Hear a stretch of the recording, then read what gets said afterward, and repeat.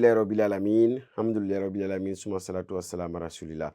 Nous rendons grâce à Dieu, Seigneur du monde, créateur des cieux et de la terre, maître du jour dernier. Que sa paix et sa miséricorde se déversent en abondance sur le sceau des messagers, le prophète Mohammed sallallahu alayhi wa sallam, sa sainte famille, ses valeureux compagnons, ainsi que sur toutes celles et tous ceux qui, comme vous et moi, leur ont emboîté les pas jusqu'au jour de la rétribution. Chers frères, chères sœurs, vous qui nous suivez, merci une fois de plus de votre fidélité au programme de Diamant Béonéré, qui est un programme proposé par le CCIB, le Centre culturel islamique du Burkina, avec l'appui technique et financier de l'URCBSD.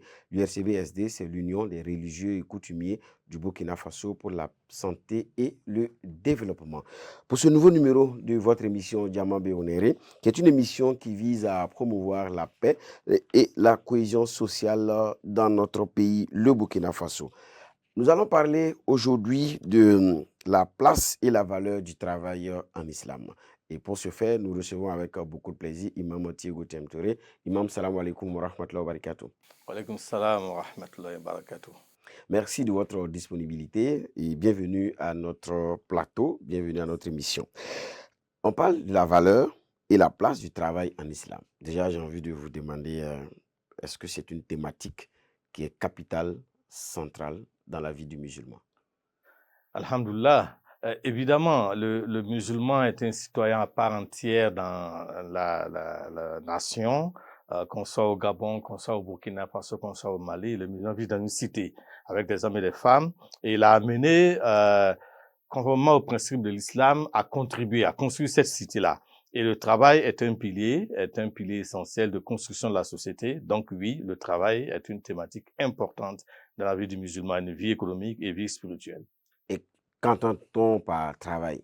Alors le travail est pour le musulman une occupation saine, licite, donc saine et licite, qui lui permet d'avoir un revenu et de bâtir sa communauté. C'est important. Il y a ici l'intention de bâtir une communauté, donc de contribuer avec sa foi à bâtir une communauté et également d'avoir des revenus licites qui lui permettent de prendre en charge sa famille, ses enfants et ceux dont il a la charge par la grâce d'Allah. En ce moment, le travail est vu comme une opportunité ou c'est quelque chose de contraignant? Le travail devient une adoration parce que l'islam est, au-delà de la religion, il y a une dimension projet de société, une dimension civilisation où chaque individu est amené à accomplir des devoirs, à avoir également des droits. Et par le travail, l'individu adore Dieu. Parce que le travail bien effectué équivaudrait à une prière en islam. Et là, il est bon de le rappeler.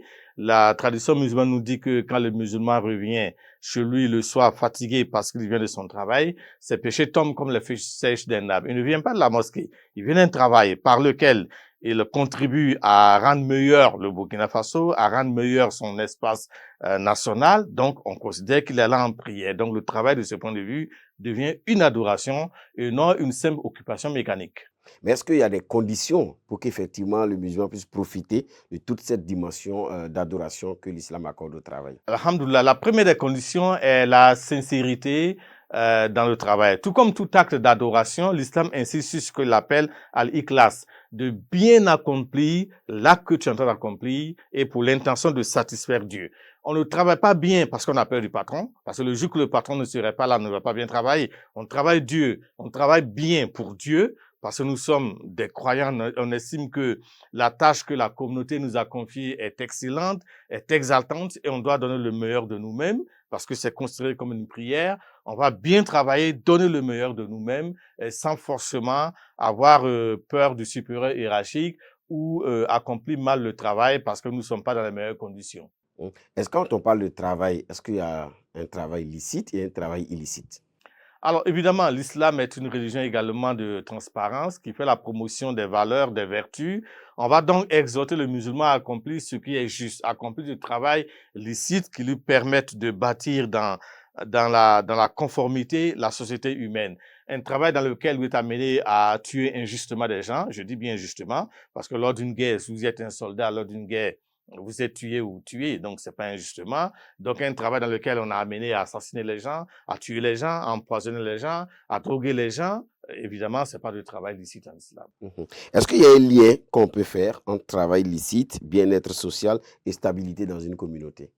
Alhamdoulilah, de manière générale, ceux qui ont une occupation sont tellement occupés par cette occupation-là qu'ils n'ont pas le temps des dérives. Donc, un jeune travailleur est tellement pris par ce travail qu'il ne peut pas, par exemple, être un délinquant.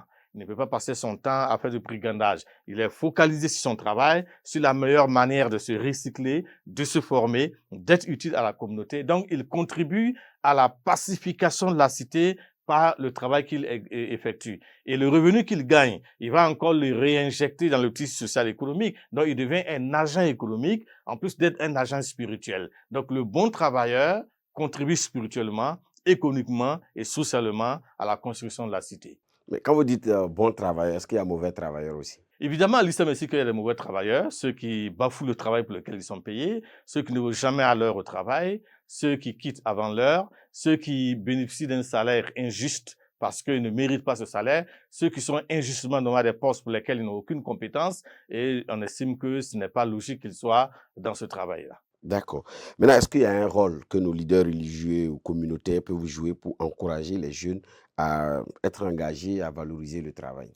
Alhamdoulilah, et cela est extrêmement important que dans les discours religieux, les leaders de tous bords religieux puissent d'abord exhorter au travail. Ça, c'est la première des choses. Parce que dans une société où également la paresse prend le dessus, vous avez des jeunes qui comptent beaucoup sur des oncles, des tantes ou la communauté. Il faut d'abord bannir ce langage. Vous devez travailler. Vous devez être actif. Sauf quand vous êtes malade, la société vous prend en charge, ou vous n'avez pas les ressources physiques. Quelqu'un qui a des handicaps majeurs, il ne peut pas donc travailler, c'est la communauté qui le prend en charge. Quand vous n'êtes pas dans ces cas, vous êtes exhorté à chercher un emploi, la première étape. Et quand vous avez l'emploi, de mériter cet emploi, de vous former, de vous recycler et de tout faire pour être meilleur. Le Coran insiste que le meilleur que vous avez à recruter est le compétent et le loyal. La compétence, on l'acquiert, on se recycle, on se reforme, et la loyauté, c'est le cœur, c'est l'âme, c'est l'esprit. Donc l'islam insiste sur les deux dimensions-là. Donc le leader religieux va exhorter les jeunes à aimer le travail, à s'engager à chercher un travail, à se former convenablement, à acquérir des compétences pour pouvoir être, je dirais, optionnel, avoir des options sur le marché de l'emploi. Donc ça, c'est important dans nos discours, qu'on montre que si vous ne travaillez pas, vous allez devenir une plaie sociale. Si vous ne travaillez pas, vous serez à la charge des autres et cela ne peut pas durer longtemps. Mhm. Et quand on parle aussi de travail, on entend très souvent dire tout travail mérite salaire. Évidemment, un hadith où ça nous dit payer à l'ouvrier son salaire avant que sa sueur ne sèche. Et ça, il faut le rappeler, par exemple, à des personnes musulmanes qui ont des entreprises, des sociétés. Quand le travail était effectué, la fin du mois arrive, ou l'échéance à laquelle on a convenu de payer les salaires, il y a des gens qui, chaque 15 du mois, payent les salaires, d'autres à la fin du mois, il faut payer à l'ouvrier, au travailleur son salaire. Pas question d'inventer des histoires à ne pas payer, parce qu'on voit dans notre communauté aussi des gens qui font 2 ou 3 mois sans salaire, sans justification.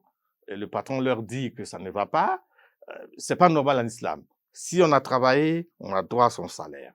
S'il y a des difficultés dans l'entreprise, l'islam permet d'être ouvert, de discuter, et de dire aux travailleurs les difficultés que l'on rencontre et ensemble, on cherche une solution. Donc, la transparence et la sincérité. Et là, vous revenez sur un élément très important, la sincérité dans la collaboration, parce que sans cette sincérité, c'est difficile que le travail puisse être bien accompli.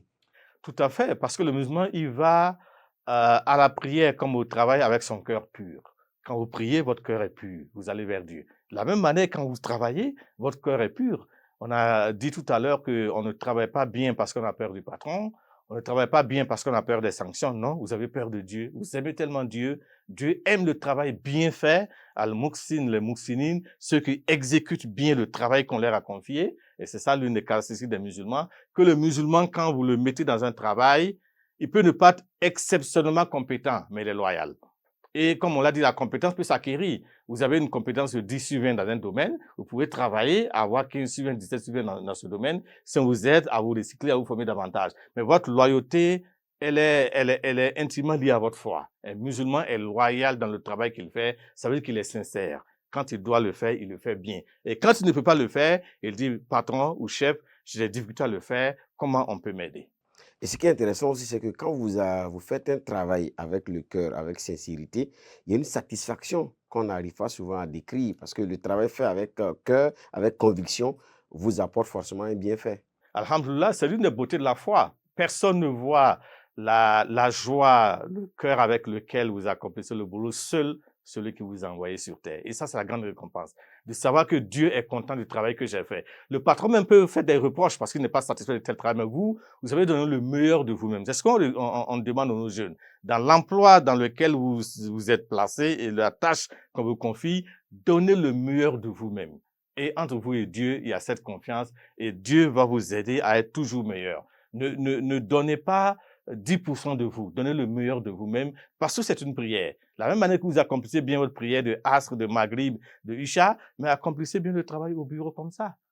Et vous serez récompensé par Allah. Comme vous l'avez dit, le travail est une adoration et quand le travail est bien fait, vous récoltez forcément des grâces. Alors, dans notre contexte, quand on parle aussi du travail, il y a aussi le taux de chômage qui est assez élevé, où on a beaucoup de jeunes qui ont du mal à s'insérer dans la vie professionnelle. Comment vous analysez cela? Alhamdoulilah, c'est avec beaucoup de tristesse qu'on voit le taux de chômage grimper. D'année en année, quoi qu'on dise, il grimpe. Et malgré les potentialités, les ressources dont dispose notre pays, on a beaucoup de jeunes qui sont à marge de la société. Et cela est dangereux. Parce qu'un jeune qui ne travaille pas, alors qu'il a des besoins, il voudra demain satisfaire ses besoins par quoi? La délinquance, le vol, le brigandage, ou répondre aux sirènes de ceux qui vendent des illusions, qu'ils soient de mouvements terroristes ou autres. Donc, c'est très dangereux pour un pays d'avoir une frange surtout de la jeunesse qui ne travaille pas.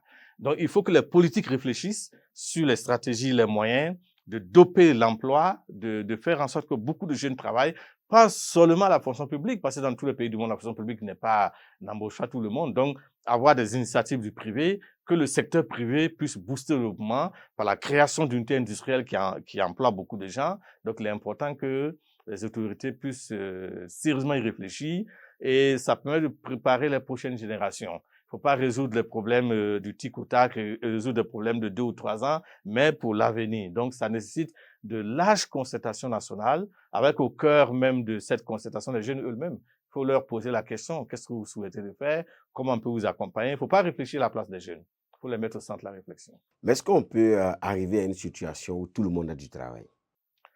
Ce n'est pas utopique. Il y a quand même des efforts qui peuvent être faits pour que beaucoup aient de l'emploi, public comme privé, surtout privé, et qu'il y ait également de l'entrepreneuriat privé. Il faut encourager les jeunes à se mettre en réseau, à se regrouper, parce que quand chacun veut créer son entreprise, si vous avez 5 millions de jeunes, vous avez 5 millions d'entreprises, ça n'ira pas. Donc, avoir des regroupements, des pôles de services portés par des jeunes ambitieux et qui répondent à des défis. Je suis certain qu'il y a toujours de la place pour des travaux, des services de l'emploi au Burkina Faso. Il suffit d'être assez imaginatif, assez prospectif, réfléchir à l'avenir. Un ami du secteur de l'agriculture me disait, quand vous prenez Bagré, vous prenez Samandé, vous prenez la vallée du Sourou, mais vous avez des potentialités inexploitées. Il y a du travail. Maintenant, qu'est-ce qui fait qu'on n'arrive pas à mettre en valeur toutes ces potentialités-là, en plus de nos ressources minières, nos ressources naturelles? Il y a aussi, quand on parle du travail, il y a des reproches qui sont formulés au niveau de la jeunesse. On estime que c'est une jeunesse qui ne veut pas trop faire bouger, qui n'aime pas trop le travail, ou du moins qui met trop de barrières, qui est trop pressée. Comment vous analysez cela en tant que musulman? Il faut responsabiliser la jeunesse parce que vous pourrez avoir une jeunesse qui est pressée, comme on le dit, d'acquérir ce que les anciens ont eu, alors qu'il y a eu beaucoup d'efforts, de souffrance. Quand vous commencez à travailler au bout de 5 ans, si vous voulez déjà être dans une voiture neuve, vous voulez déjà avoir votre villa, votre terrain, ça va être difficile. Il faut accepter que la vie, c'est pas une course de vitesse, c'est une course de fond avec des objectifs, des trajectoires. On n'a pas les mêmes chances. Donc, il faut accepter aussi je dirais pas de souffrir, mais d'aller pas à pas et avec l'objectif bien calé, focus sur ce que l'on veut être dans 10, 15 ans, dans les formes licites, pour le préciser. Parce que quand on est pressé, on a souvent tendance à recourir à des actions, je dirais pas maléfiques, mais illicites, haram pour s'enrichir. Et il ne faudrait pas que également l'enrichissement soit le seul but de la vie. Parce que quand vous remettez la recherche de l'argent comme seul objectif de la vie, on dévalorise le travail, parce que le travail rend pas riche, le travail rend digne, le travail rend participatif, le travail vous permet de participer à la construction de la société, mais ne rend pas forcément riche. Donc, si dans la tête de notre jeunesse, c'est devenir riche tout de suite, elle va abandonner le travail, elle va bâcler le travail, elle va opter pour d'autres voies ou filières qui rendent riches, mais de manière illicite. Il y a aussi la dimension du travail communautaire qu'on en parle aussi.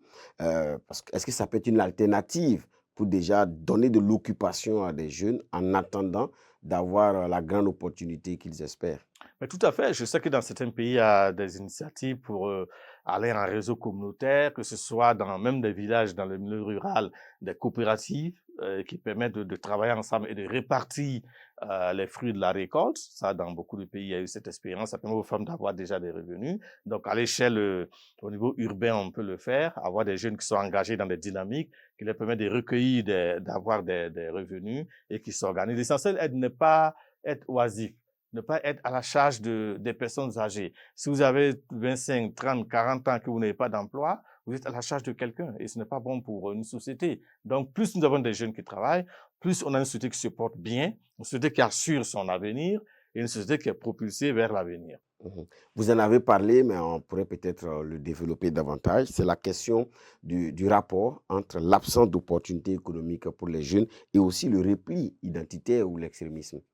Ah, tout à fait. C'est un danger qui guette beaucoup de nos pays. Si nos jeunes qui ont peut-être toutes les capacités, toutes les ressources n'ont pas d'emploi, ils seront aptes à répondre aux vendeurs de rêves d'illusions qui leur disent, mais écoutez, vous n'avez pas de travail, venez chez nous. En une semaine, vous avez 1 million. Et l'on sait que c'est l'une des voies des provocateurs de terrorisme, de harceler nos jeunes. Vous avez des jeunes qui n'ont jamais eu 1 million de leurs propres yeux, hein, qui n'ont jamais eu 1 million dans leurs mains. Alors, si à ceux-là, on propose 2 millions.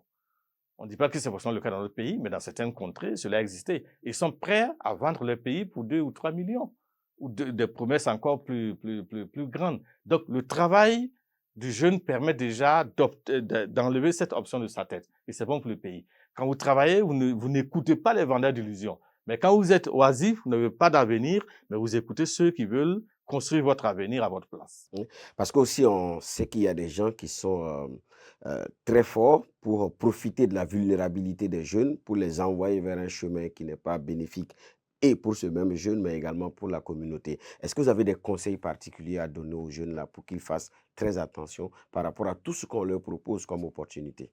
Alhamdoulilah, dans le cas des jeunes musulmans, il faut dire que la vie des musulmans ne se limite pas seulement sur terre, ça c'est important. Quel que soit ce que vous allez avoir, vous allez répondre devant Dieu de ce que vous avez été, ce que vous avez eu, comment vous l'avez dépensé. Donc, il faut faire attention à ce que vous allez acquérir sur terre. Donc, déjà, il faut trier. Quel travail on fait? Comment on va acquérir ce qu'on a? Donc, si quelqu'un vient vous vendre un rêve, vous détournez d'une voie normale pour l'accomplir, l'anormal, l'illicite, l'injuste pour avoir de l'argent, vous êtes déjà sur une voie malheureuse. Et Dieu n'aime pas ça. Donc, il faut déjà se départir de ça. Ensuite, construire sa personnalité. L'islam nous demande de nous battre.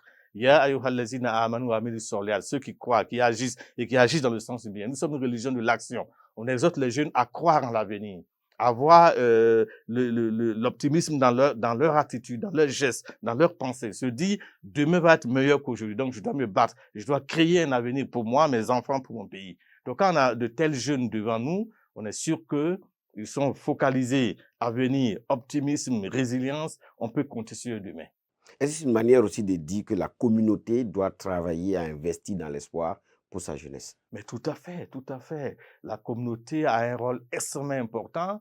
Aujourd'hui, les nations les plus développées essaient de susciter cet engouement collectif autour de leurs thématiques, autour de leurs idéaux, pour amener la jeunesse à y croire d'abord et à s'engager. Donc, il est bon, par exemple, que dans le cadre de notre communauté, la communauté musulmane, puisse avoir des stratégies, des politiques pour exhorter nos jeunes à l'emploi, pour aider déjà les jeunes qui sont dans l'emploi à se perfectionner, à se développer, de sorte, si vous avez un jeune qui a aujourd'hui une entreprise de un personnel de 5 personnes, mais il faut l'appuyer pour que demain il y ait 10 personnes, pour qu'il puisse élargir son entreprise, qu'il puisse même élargir son domaine d'activité. Et ça, c'est important. Il faut qu'on ait dans nos commissions, des commissions qui réfléchissent sur cette dimension économique, d'employabilité des jeunes, d'appui des jeunes entrepreneurs, de financement des initiatives. Vous avez plein de jeunes qui ont peut-être des idées dans le domaine agricole, dans le domaine de l'informatique, de l'intelligence artificielle, mais ces idées restent mortes si on ne les soutient pas. Donc la communauté, c'est bon de conseiller, c'est bon de guider, mais il faut un soutien actif de la communauté pour permettre à cette jeunesse-là de franchir un cap important.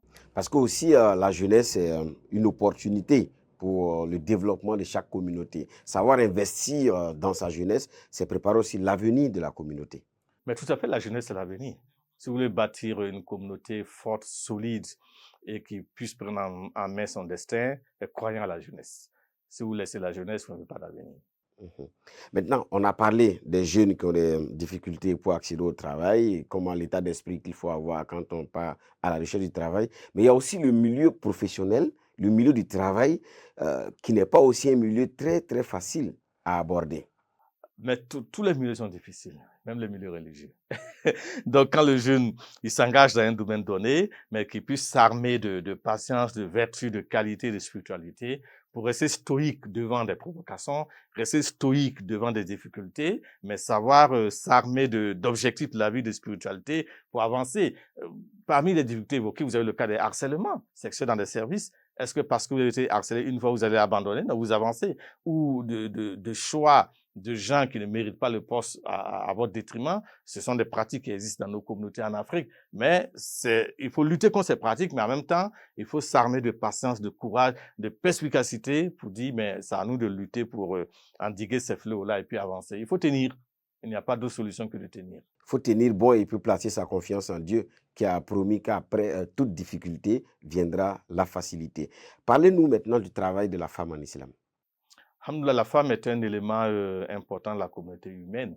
La femme aussi a droit au travail comme tout homme. Seulement, l'islam a protégé la femme, souhaité qu'elle soit dans un environnement qui n'expose pas sa pudeur. La pudeur est une qualité qui ne l'empêche pas d'accomplir ses pratiques, un milieu dans lequel on ne l'humilie pas par rapport à son habillement et son voile. Mais au-delà de ça, les femmes musulmanes dans toutes les contrées ont grandement contribué à leur poste, à l'épanouissement des nations. Vous avez des femmes dans tous les pays qui sont dans l'enseignement, dans la magistrature, dans les communications et les médias, qui sont des chauffeurs de bus, qui sont des pilotes. Donc, l'islam n'a jamais posé de problème comme un manque. D'accord. Maintenant, comment vous contribuez personnellement à la promotion du travail décent et à la cohésion sociale? Alhamdoulilah, en exhortant les jeunes à croire en leur potentiel, à leur avenir, en croire au fait que la société ne peut pas se construire sans eux. Donc, il faut se former, j'insiste sur ça. Le monde appartient à ceux qui ont des compétences, des qualités. Si vous n'avez pas de compétences, on vous cherchera demain pour un poste, mais vous n'êtes pas compétent. Donc, il est bon d'être compétent dans votre domaine et de vous recycler, de vous former dans votre domaine. Je le dis chaque fois aux jeunes frères, le domaine que tu as choisi pour exercer, pour avoir un revenu, arrange-toi, bats-toi à être parmi les meilleurs et non les médiocres, les passables. Parce que le monde appartient à l'excellence et l'islam est une religion d'excellence. L'islam nous dit pas seulement la prière, dans tout ta compose de viser à l'ihsan, l'excellence. Donc tu es journaliste, tu es magistrat, tu es maçon, tu es menuisier, vise le sommet. Et quand tu as l'intention de viser le sommet, Allah va te conduire au sommet. Inch'Allah. Merci beaucoup, Imam. En même temps, j'ai deux questions. La première question, quand vous regardez le milieu du travail, quand vous regardez la communauté dans son ensemble, quand vous observez toutes les dynamiques autour des jeunes, quelle est votre plus grande déception? Ou bien vos inquiétudes? Mes inquiétudes, c'est le nombre des chômeurs, surtout la frange juvénile. Beaucoup de jeunes sont sans emploi. Et là, ça m'inquiète parce qu'un jeune sans emploi est une bombe à retardement. Et je pense également que les politiques publiques pour l'employabilité des jeunes ne sont pas encore très efficaces parce qu'il y a beaucoup de manque. Et j'ai peur également, je dirais pas de l'envahissement. Beaucoup de jeunes ruraux arrivent dans la capitale, à Ouagadougou. Cela va dans les autres pays voisins. Hein.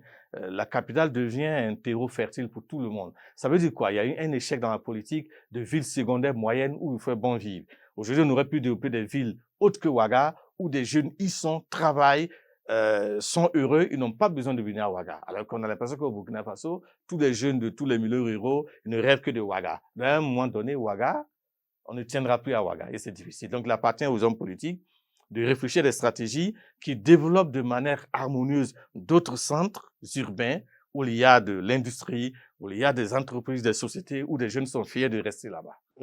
Et l'autre question, c'est quels sont les éléments qui nourrissent l'espoir en vous par rapport donc aux jeunes, par rapport au travail? Un musulman est toujours optimiste. Un musulman ne se décourage jamais. J'ai deux éléments.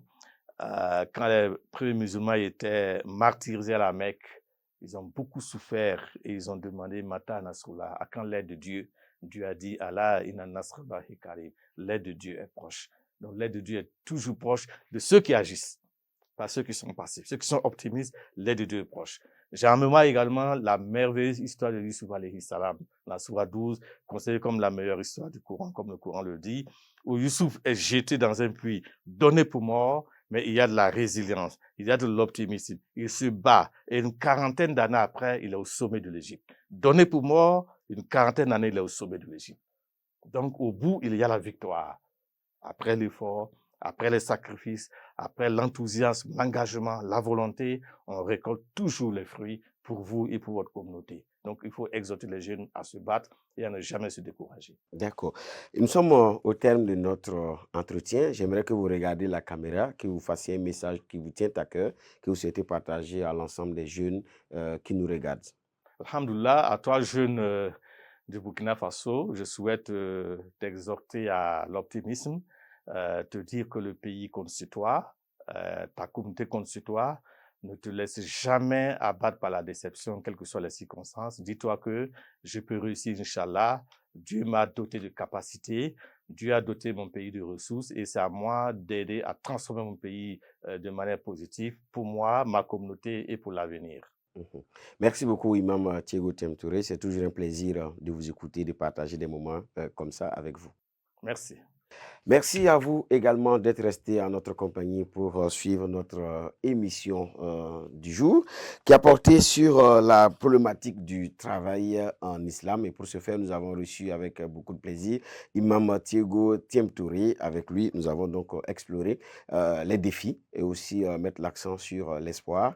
Quelles que soient les difficultés, il faut toujours garder espoir et se dire que l'aide de Dieu est toujours proche de celui-là qui agit dans le sens du bien. Donc, vivons nos difficultés, mais ne perdons jamais espoir. Parce qu'après les difficultés viendra la facilité. C'est une promesse de notre Seigneur. Et notre Seigneur tient toujours ses promesses. Merci d'avoir été des nôtres. Rendez-vous au prochain numéro de votre émission Diamant Béonéré, qui, je rappelle, est une émission proposée par le CCIB, le Centre culturel islamique du Burkina, avec l'appui technique et financier de l'URCBSD, l'Union des religieux et coutumiers du Burkina pour la santé et le développement. En attendant de se retrouver au prochain numéro, que Dieu vous bénisse et que Dieu bénisse notre cher pays, le Burkina Faso. Assalamu alaikum wa rahmatullahi ta'ala wa barakatuh.